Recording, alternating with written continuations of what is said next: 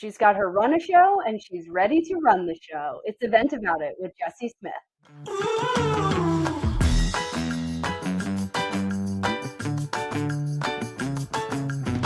Hey everybody, welcome to Event About It. I'm your host, Megan Martin, and our guest this week is best known for delivering high-stakes programs with poise, precision, and serious production chops. From hybrid events to headline-worthy conferences, she's done it all. Welcome to the studio, Jessie. I'm so glad to have you here. I'm so excited to be here. Fellow Montanan, there's not very many of us here in the States that work at this level that we do. So before we start, tell the people who you are. I'm Jessie. I have been in events for about 20 years now. Started on the supplier side and then moved into the production side with an agency. And well, one thing we're going to definitely get into in the after show is both of us having started on property, and you starting kind of in a small town, then going to San Francisco, ultimately finding your way back here, which I find super interesting. So we'll dig into it more in the after show, but I really would love to know, like, what inspired you to leave, and like coming from a town that doesn't do events, like we don't really do, and we especially don't do really corporate events here. We're starting to, but like, why move away? How did you end up in this industry to begin with? I was told to avoid this industry. My mom did not want my sister or I in this industry, but we both ended up in it. And by industry, you mean like hospitality in general? We were told to stay away from hospitality. And the way I started was I was a host at a restaurant, and they came and asked me if I wanted to help out in the sales office. And I was in college and wanted extra money, so I said sure.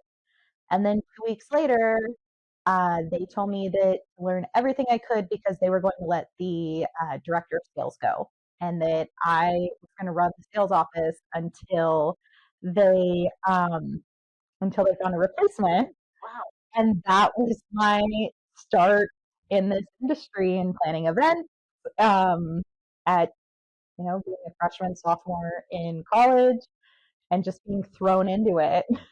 I mean, I think that's super interesting because I think all of us have kind of fallen into this industry. But then after that, you did actually get like trained, like properly went to school for this. I did. I lived in the Bay Area, and they had a great hospitality program at San Francisco State. And so I went there as a hospitality major. I will say I did bounce around debating whether I was pigeonholing myself, being just a hospitality major, but definitely paid off in the long run. I would agree. All right, well, that leads us into a fun game that I want to play. It's time for Run of Showdown. Here's how it works. I'm going to give you 2 event options, and you have to pick which one makes it into the show flow and which one gets left backstage. No hesitation, no justification, pure planner instinct. Are you ready? Yes. Okay. VIP seating or general admission? VIP seating. I like that. Step and repeat or a selfie station? Selfie station. Oh, always. Gotta make it Instagrammable for sure. Well, I guess TikTok now, like I'm aging myself. Keynote celebrity or industry expert? I'm going to go industry expert. I agree. I mean, the data keeps telling us that people don't want celebrity keynotes, and I don't really care for them myself, but event app or printed agenda? Event app. Oh, totally agree. Sustainable, right? Yeah. At least that's what we tell ourselves. Branded tote bags or reusable water bottles? Reusable water bottles. I feel like they're going to get a little bit more use than a branded tote bag that will sit in your closet until you need an extra bag. Agree, but a note to planners out there, if you're going to give the water bottle, you have to have water stations. Like, yes. I am super frustrated that those are gifts or what you get at registration, and then there's nowhere to actually use and have budgeted enough to continuously fill those water bottles. Video opener or cold open with an MC? Video, I agree. And then the MC comes out and kind of opens. I think that's a both. Interactive workshops or main stage inspiration? Interactive workshops. Agreed. 15-minute coffee break or 10-minute stretch break? Coffee. I feel like on set I live off of coffee. But what about the audience? Do you think your attendees would want coffee breaks or stretch breaks? I just hope everybody lives off of coffee. I think when you go to conferences, we all live off coffee. Couldn't agree more. Those are some very long days. Yes, they are. Even for the attendees, they're super long. Speaker walk-on music or clean silent start? Oh, walk-on music. You can't have silence anywhere, especially in the GS. Live stream or pre-recorded sessions? Live stream. I kind of like the hybrid option. Like some of this, but like it doesn't really make sense at a live event. Like if it's a hybrid online, like a digital first, I think it works. Otherwise, live stream. Live captions or AI transcription? Live captions. Agreed. Although AI is helping that, like with the multiple languages and stuff. But yeah, I agree. Live captions. Oh, this is a good one. Buffet dinner or plated meal? My CSM past life would say buffet dinner because everyone forgets the place cards when they want people to select their entree. So if it was a plated dinner, you would want one entree only, no choices. Or like a dual plate. Oh, a dual plate. Okay, like very CSM of you. This is always a hot take. DJ or live band? I think it definitely depends on the event, but I'm gonna go DJ. DJ. I agree. Depends on the event. Okay, last couple. Photo booth or roaming photographer? Photo booth, because you typically get that takeaway from it. I would say both. If you could afford both, you should do both. Yes. I didn't know that was an option. Okay, you can say yeah. All right, I agree. I didn't give you the option. Sign seating or open mingle? Open mingle. What if it was a plated meal? Well, then you gotta go assigned. Do assigned, yeah. All right, last one. Digital signage or printed signs? Digital, because you can always fix them. I love that. Yeah, it's true. Especially as much as agendas change or things have to move. I feel like as soon as you print something, it's outdated. Yeah. Like it's already wrong. Okay, well, that's a wrap on Run of Showdown. I wish every client made decisions that fast. I think our lives would be a whole lot easier. All right, now it's time for my favorite part of the show, our favorite therapy session, the vent of the week. Sometimes the only thing tighter than a load-in schedule is our patience. This is your safe space to let it all out. So tell us, what irks you about events? It's not necessarily an irk, but since COVID, there's this expectation that the timelines change and we can have these tight timelines and pull off these extravagant events, which I think was a result from events bouncing back so quickly from COVID, where we had, like an 8-week lead time or things along those lines, where we did accomplish these huge productions in that tight timeline. But COVID was a long time ago, and it would just be lovely to have a little bit more grace or time to plan this event so that you can get every single thing you want. You don't have to settle for what's ever available at that point. Yeah, I just recorded, we released it a couple weeks ago with another guest, and we were talking about time is like the killer of our industry. Like the more time you have, the better the events can go. Like when you scrunch it down. And I think bouncing back from COVID, we almost did ourselves a disservice to your point of like we pulled off miracles for like 2.5 years basically. And then everyone just assumes you can do the same thing with live events. And I mean, the compression, my God, of you sourcing stuff, 6, 8 weeks, 6 months out is just not possible anymore. No, especially with how quickly everything bounced back and how, our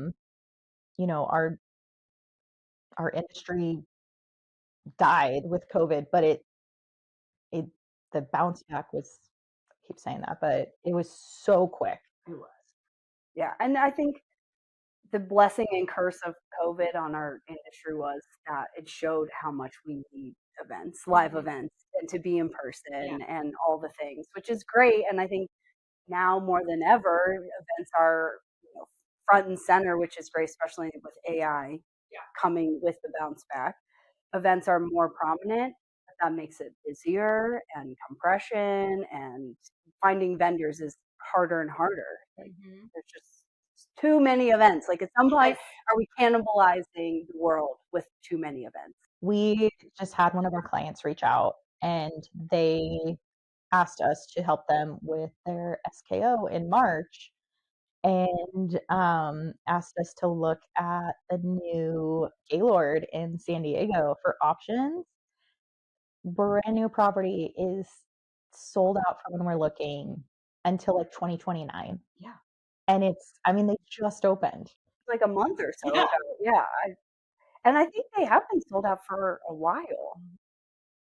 Yeah. Well, also to think of a venue for an SKO like in 5 months. That's crazy.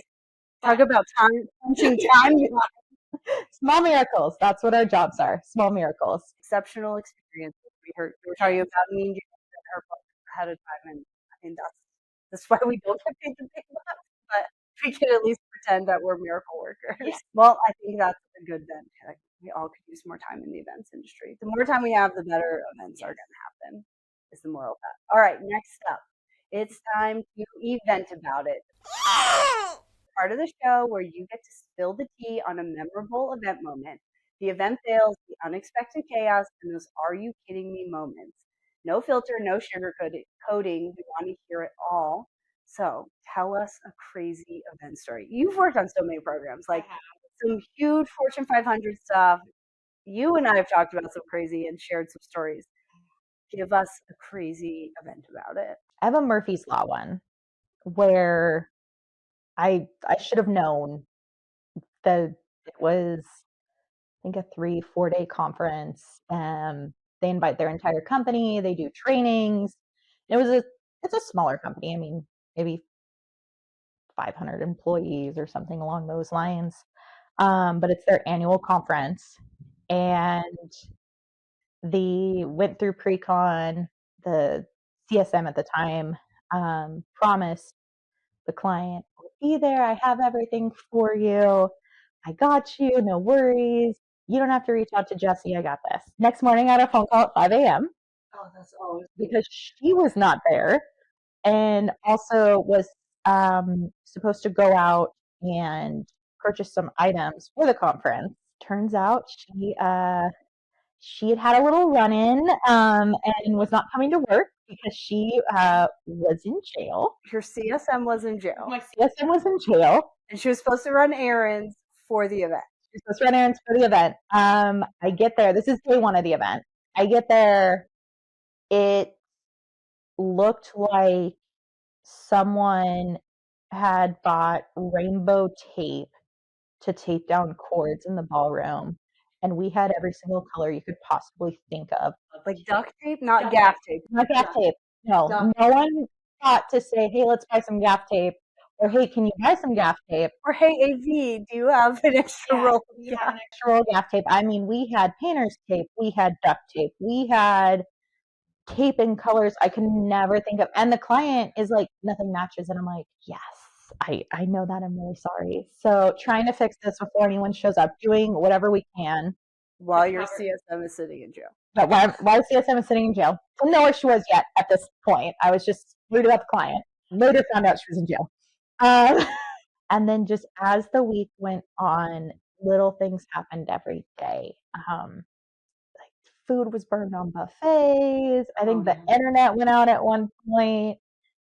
We get to, I'm sitting under my desk and I'm like, "I don't want to talk to anyone. Please don't talk to me." It's like working at a restaurant where you go into the walk-in just to like take a minute.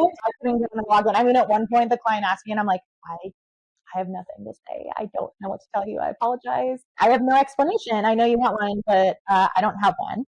We got to the final night of the event. They do this huge dinner.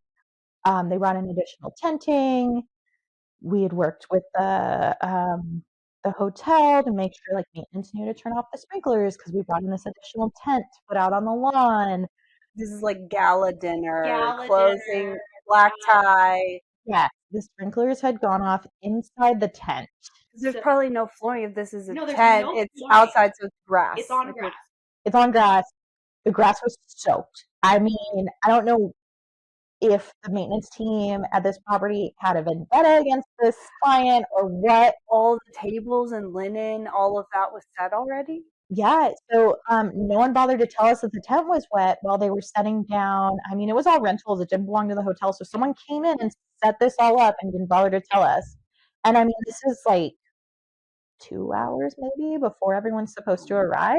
I am now laying pool towels out, trying to dry grass. It kind of worked. Um, Client shows up, and I'm like, I am so sorry.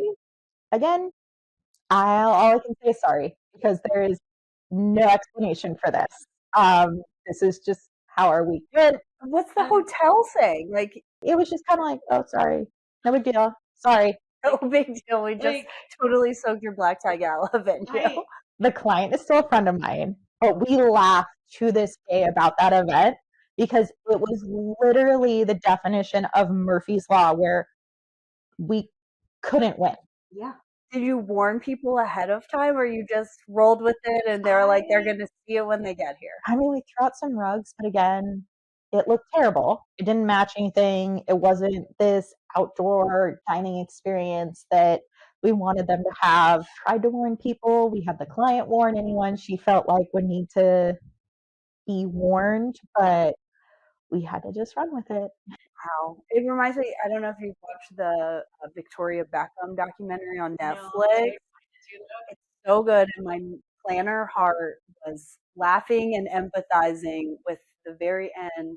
They go into her very first like full runway show and it pours rain. It's in a tent on this beautiful mansion outside of Paris. They're busing everyone there. It's pouring rain all day. And it's straight mud. Like there's not even grass. It's gravel and mud. I mean, they pulled it off. I wish they had gone into more detail. Like this is where my event brain was like, can you give us more about how they like overcame the mud and the rain? Yeah. Like the models were walking down this marble staircase that's soaking wet. I was slipping. They're like, should we postpone? It was the whole thing. That's what the story reminds me of. I've had sprinklers go off and ruin signage, but never like a whole event. Holy cow. So, but the planner like just was thankfully rolling with it, or at one point like furious. I mean, she was pretty furious, but there wasn't much we could do because there wasn't anywhere at this venue where we could move this group. And at that time, we didn't have time to move. Whew. Well, hopefully those ladies got their rental dresses, at least some of the money back. Yeah. Wow, well, that's one of the craziest stories we've had on Event About It. So thanks for sharing and surviving such a crazy, crazy event. So tell us as we're wrapping up the episode, what have you been up to? You're working on some cool programs. Where are you headed next?